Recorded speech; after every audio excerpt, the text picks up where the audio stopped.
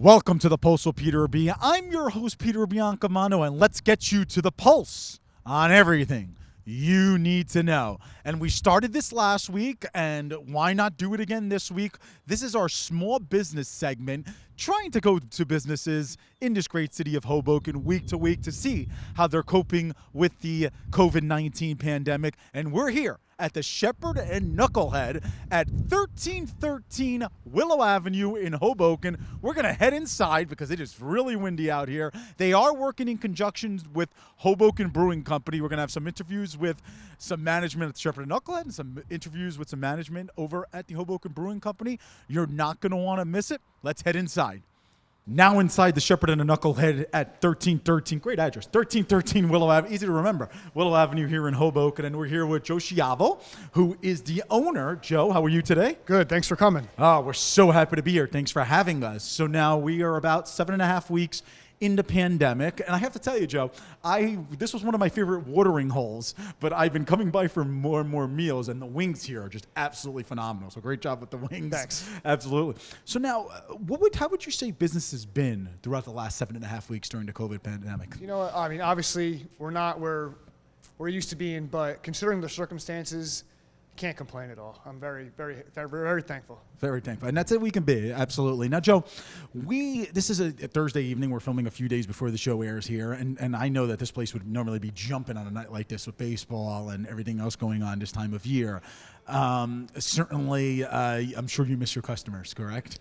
Yeah, but, a lot of them have been so great, just stopping by or messaging me and, offering their support in all the ways that they can. And, yeah, I miss them, and I brag about them all the time to the Hoboken Brewery guys. Exactly, and we're going to get to the Hoboken Brewing guys in a little bit later in the segment. Talk to me about your idea behind the sign here. I mean, the whole cross out the lemonade and the beer and food stand, because it's been popular. You've been all over the place regarding it. So it was a vision.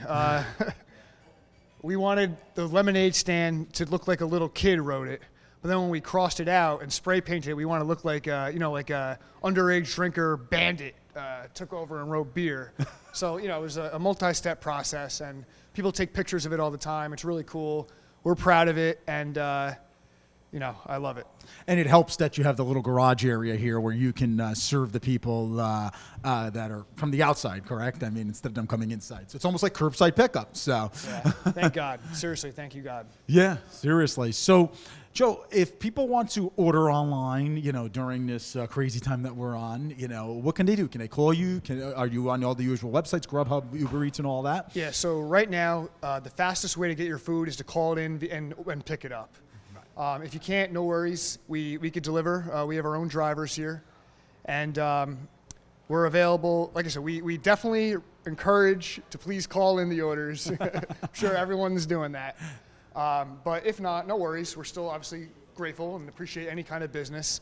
And we're available on Seamless and Grubhub, Uber Eats, and Delivery.com. That's awesome. And what are your hours here? Why don't you tell the audience? Yeah. So pick up every day till 8 o'clock and delivery till 10, and we can deliver you food and alcohol. That's great. And Joe, one more question before we go, because this has been a hot topic in the state of New Jersey and in many other states where the pandemic is showing a lot of cases. And that's, when we are open for business again, there might be a capacity issue in terms of restaurants where there might be 50% capacity at first, and then gradually it'll increase to your capacity. Do you think that'll affect your business greatly? Listen, I've said it before. I'll say it again. Whatever it is, we'll be ready. We'll do it. And, day by day. That's it. That's it. That's it. So you can take it as day by day. Well, Joe Schiavo, thank you so much for joining us here. We're going to have an exclusive interview with Brendan from Hoboken Brewing. He's going to be talking about some of his fine cocktails that he has for sale here at the Shepherd and the Knucklehead. Stay tuned. All right, still here at the Shepherd and the Knucklehead, and we have Brendan Drury, who is the owner of the Hoboken Brewing. Can I say co? I know that people usually add that to the end. How you doing, brother? I'm well. How are you? I'm doing great. I mean, I'm even more excited because now we have alcohol behind us. I mean, unbelievable. So, Brendan, you and I were talking off camera, and it was interesting. We said that I basically asked you, do you normally work with Joe here at the Shepherd and the Knucklehead? And you said no, that this was popped up because of the COVID-19 pandemic. I was wondering if you could explain to the audience why. Yeah. So we actually, we've been friends with Joe for forever now. He's had this place open for 3 years. We've been open for 3 years, so we kind of simultaneously have like sister businesses that are almost the exact same age. So we have our annual birthday parties here. Anytime we were actually looking to talk to investors when we were first planning this brewery, we'd have it here. Like Joe is our guy, so we would always have our meetings here, everything. So when COVID happened and everything kind of got shut down roughly 6 weeks ago, all of our accounts basically just closed. Restaurants, bars, everything. We don't have an actual brick and mortar brewery, so we can't sell directly to people. So we have to sell through either bars, restaurants, venues, and all of them got shut down on the same day. So we were trying to figure out not so much how to stay in business, but more importantly, what do we do with all of this product that we have, which is just an aging liability at that point. Sure. Yeah. And with the laws with COVID, you weren't actually allowed to sell anything but prepackaged goods, meaning like cans or bottles. So the Shepherd and Knucklehead, if you've ever been here, is actually a 60 tap bar. So it's just a great. I was going to say. Yeah, it's great craft beer, all draft. But they don't have package like cans or bottles on purpose. So we found an overlap where, Joe had mentioned, hey, if you guys want, I have the front door here, the front window where we can open it up and we can actually sell. I can basically do like to-go orders of food, and we can sell your beer. So as an experiment, we were like, let's try it. We can at least try to move product through this. And it was a hit from day one. Joe's a good friend to have, huh? Yeah. In a time like this, absolutely. Yeah. So it went well. Let's go over some of the products you have here because my mouth is watering, man. Yeah. I mean, Yeah. after a long shoot, I need some liquor. So as of right now, as of today, today being, what's today, Thursday? It's Thursday. Thursday We could say. We yeah. film Sunday, Monday, but the audience knows we pre-tape. Okay, so all right, so as of today we have 4 beers. So one of our staples is our Bodhi Blonde right here. It's basically a blonde ale that right before we put it in the can, we actually run it through flaked organic coconut, like the actual like coconut meat. It's not really like a pina colada beer. It's just a really good blonde ale. That's most important to us, is make sure it's a good blonde. But it gives it a nice kind of brightness. It's a good summer kind of beach beer. Nice. So we have this year round. Then next to that, these two are actually our sours. So the word goza here actually is another word for like a entry-level sour. So if you don't know whether you like sours or not, this is your way to kind of find out.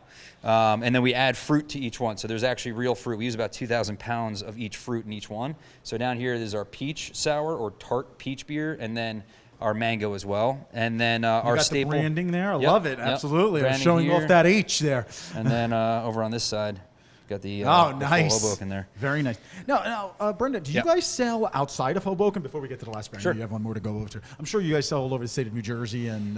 Well, and yeah. I mean, as of right now, we're somewhere between 500 and 600 accounts that we sell to throughout the whole state of New Jersey, from Cape May all the way up to here. And then we're also available in New York. So we're legally approved in New York. We have technically an office in New York, which you have to have. So we're available in Manhattan. We have about 100 accounts between Manhattan and Brooklyn. But as of right now, none of them are rotary. So, but yeah, when this is all over, we should get back to business. And We'll talk about this last beer right here. Yeah, this is our pale ale. So Even Flow, if you're a Pearl Jam fan, it's our dedicated beer to them. Yes. But yeah, overall, we wanted to have a nice flagship pale ale that kind of gets the neutral person, and that's it. So, Brandon, where can people find more information about Hobo Brewing Company? I'm sure you're on social media and all that good stuff. Yeah, I mean, we have everything from Instagram handle, we have Twitter, we have Facebook, we have it all. Either way, you could just search Hoboken Brewing, and it's the first thing that pops up. And it's the first thing that pops up. Or you can come to the Shepherd and the Knucklehead here at 1313 Willow Avenue in Hoboken.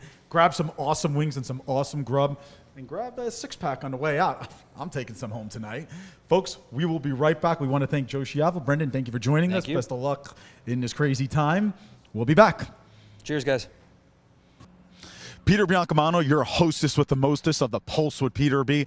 Folks, don't forget to go on our Facebook page by typing in the Pulse with Peter B in your search bar and like and follow us there. We're constantly updating that page, and you're not going to want to miss any new information, especially when we're not filming. And also, for all you grammars out there, follow us at our Instagram page at the Pulse with Peter B. We'll see you soon.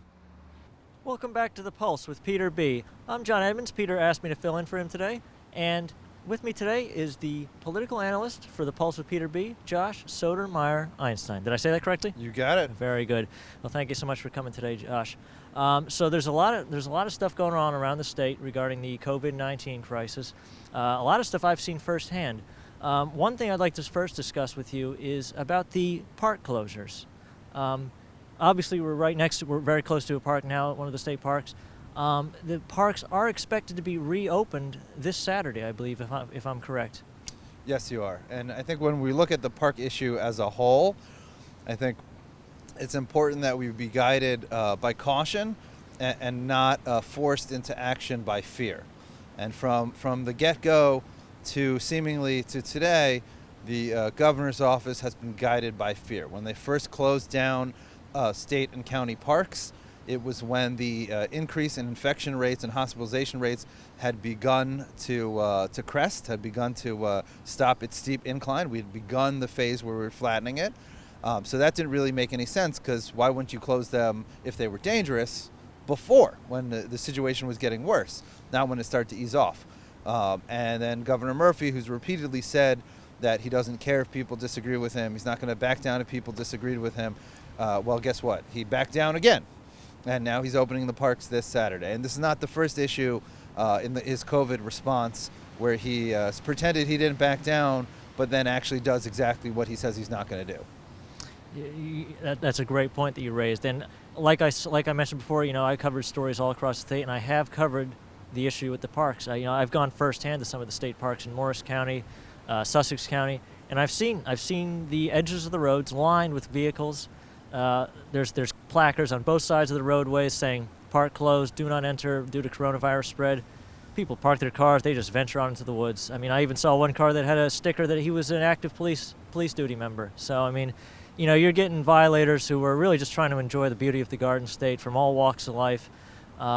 And this does come as quite a surprise that the parks are being opened this Saturday. There was a large gathering of protest in the city of Trenton just 2 days ago. Well, the filming of this episode is on Thursday, so it was actually on Tuesday. And there was a lot of outcry for these parks to be reopened. And the following day, you heard from Governor Murphy, he reopened the parks, planning to reopen the parks. And what I'm speculating is, or what many people are speculating, is that his action to reopen the parks was a direct result of the protest. Now, that's a far-fetched theory, and I'd like to hear your thoughts on that. Well, I mean, if past is prologue, then it suggests that it's true, right? If you look at what Murphy did when he basically suspended the Second Amendment in the state of New Jersey, there was enough pushback from the people of the state of New Jersey that he then walked back his closure of gun stores. And he didn't want to deal with lawsuits. He didn't want to deal with the negative press.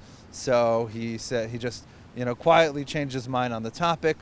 This is a louder topic that appeals to more people in New Jersey because, as much as I love the Second Amendment, there's definitely more people in New Jersey that use our parks, county level and state level, than exercise their Second Amendment freedoms.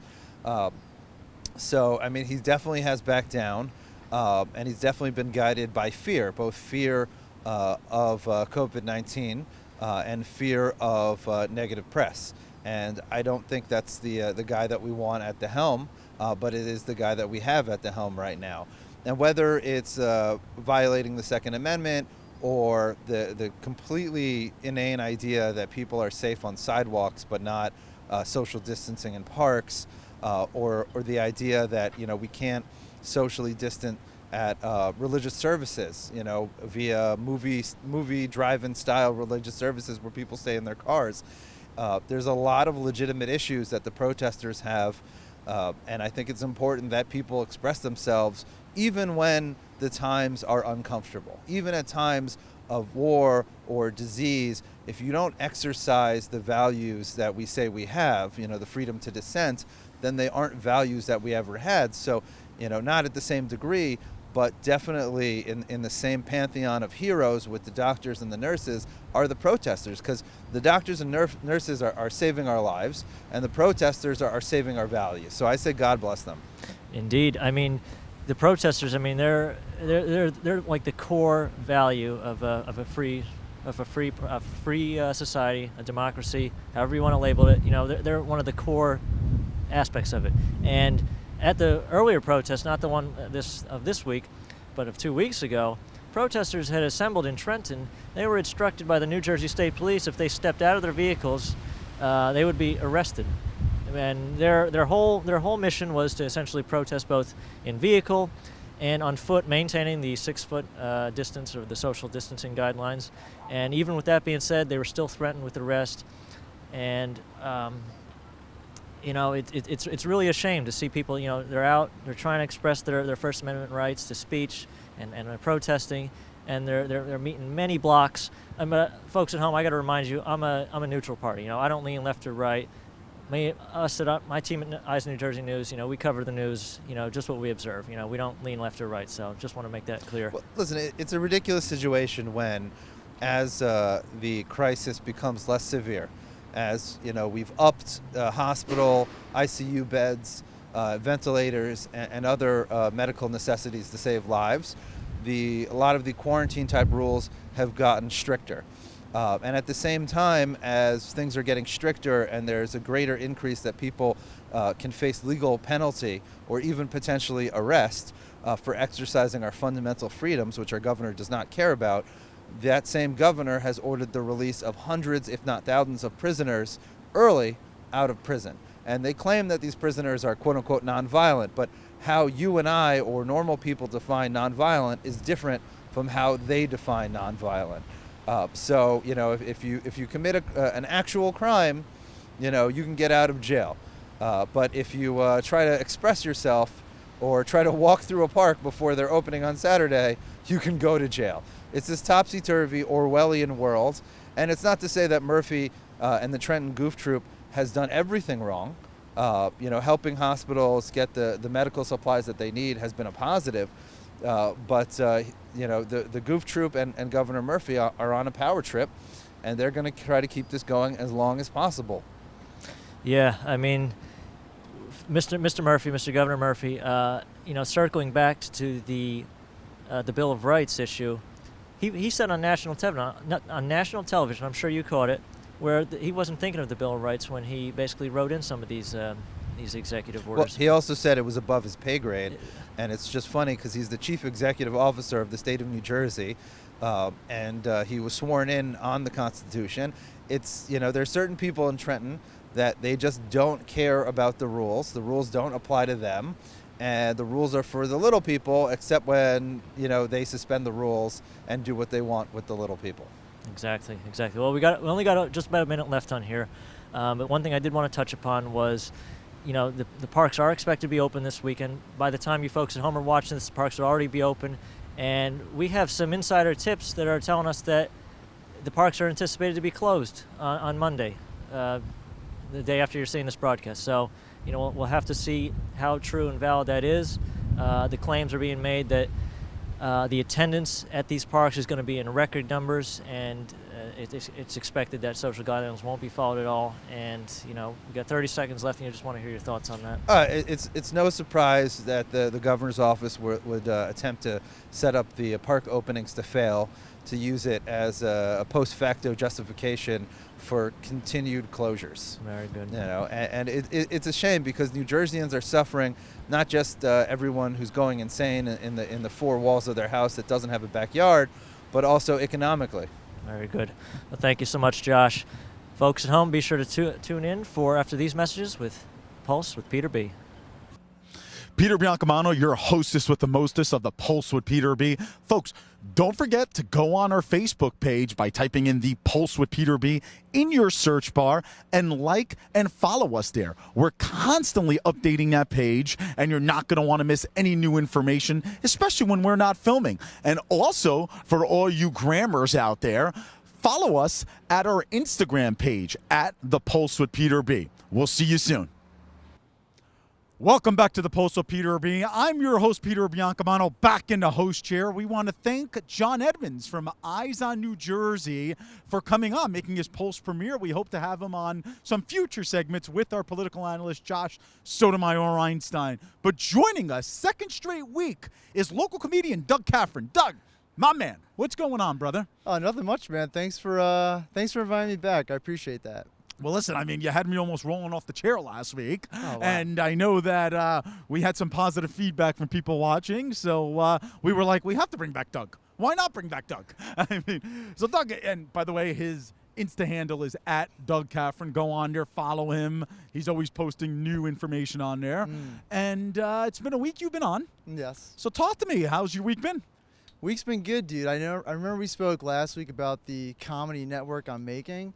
I'm in the editing process right now, so I'm gonna have some content up in the next few weeks. I'll give you a clip next week to tease the audience Look with. at that. There's Yeah. your preview right there, clip. I like that. So, now last week you were on the show and you spoke about all of these different comedians on the show. Are they going to make their appearance on your YouTube network? Oh yeah, dude. The network is made up of all the comedians I mentioned last week. Yeah, it's gonna be. I don't want to give too much away, but it's gonna be some of the best content you've ever seen in your entire life. Some of them. I'm putting it out there. Comedic content, that is. Comedic content, and if you like drama, there might be some drama in there too. So that as well. All right, very cool. Very, very cool. So what have you been doing this week? You've been, I know you said that you have a pretty lucrative daytime job. I do. And the comedy stuff is kind of, in the background there. How's it been so far? Well, it's been super busy. I can't. I feel like my life's so secretive, and I want to be very transparent with your audience, but it's like I can't tell you what I do for a day job. But let's just say I've been super busy lately with the day job. Super busy lately. Okay, so the only people that are really busy are are we playing a guessing game here? I don't want you to. If you guess it right, I can't say if it's All right. So why don't we just you can move try. on? Why don't we just move on? So, one of the interesting things that you said last week was that you were an extra on The Purge. And I forgot. Remind the audience what they did to you when you were an extra? Well, for the Purge, I was actually a stand-in. So Excuse me. So I looked like the main actor in the scene who gets killed at the ATM machine. That's he what it was he was Hispanic, and since I look like kind of Hispanic, I'm Italian, by the way. Ah, I'm not Hispa- there we go. But I'm All the Italian. best here on Everyone the wants Pulse, to baby. be Italian. There you go. Italian's great. My mom and dad are going to watch this, and they're going to love you, let me tell you. Free sandwiches then. They- That's why I plugged it. I don't know about that much now. His family, I'm sure they know. Yeah, dude. That's But, awesome. yeah. So now, are there any? I'm guessing Hollywood is probably not functioning as they normally do these days. But I'm guessing that you didn't get called in for another stand-in role, correct? Correct, but like if Hollywood does come back, I'm just gonna throw this out there right now. I would be a perfect villain on the show Euphoria. I think. Have you? That's first of all, that show is very inappropriate. They're talking like sex is not the most God-given right in this planet. It's just all over the place. I don't know what I said there, but yeah, dude, Euphoria is. I'm gonna be a villain on that show. You heard it here first on the Pulse. You heard it here. Yeah. See, this is why. What I was doing, folks, is I was kind of fishing, and he kind of took the bait. But we're not going to talk about his daytime job. We're certainly not. So now, Doug, talk to me. You said last week that you were very, very active on Hinge. I mean, Tori, I believe her name was, correct? Correct. I mean, do you have an update for the audience on your Yeah, dating life there? I got my eyes on someone new. Oh, and like when goodness. I got I don't know, I like this one. I think I'm gonna marry this one, to be honest. Marry her. Yeah. Have you met her before? Oh yeah, I met her several times. And it's Wow. like if my sister's getting married in November. She's got like 2 three-legged cats and whatnot, and she's got one cat with one eyeball. But Aw. yeah, she's got a wedding coming up in November, so hopefully I'm gonna have a +1 to this wedding. And this person that you met on Hinge, or? No, I met her in real life. Oh, I don't really like Hinge as much, but Oh. I See, do we it when were I'm bored. advertising for Hinge last week, but Yes. apparently we're not anymore.